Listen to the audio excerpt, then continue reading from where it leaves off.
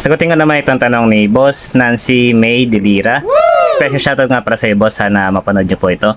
At ito nga pala yung tanong niya sa akin sa comment section. Sir, di po kita ma-PM.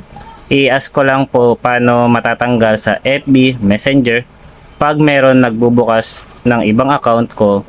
Thank you. Okay.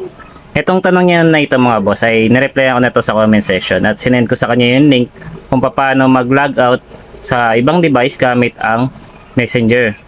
Pero ito yung reply niya sa akin.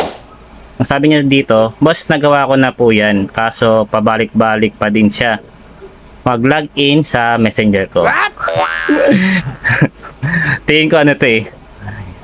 Baka partner niya yung nagbubukas, chinecheck jowa niya.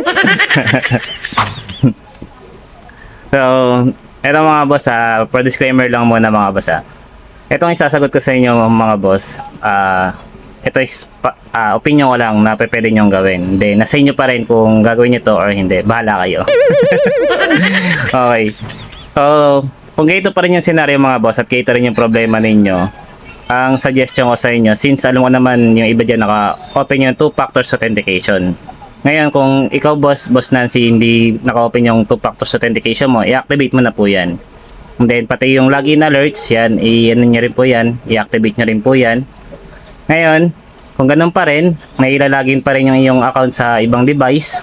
Ang second option naman po dyan mga boss ay, i-ano nyo na po, mag-create po kayo ng inyong mga email address. Dahil baka po yung naglalagin ng inyong account ay may access po sa inyong mga Google account or sa inyong mga email.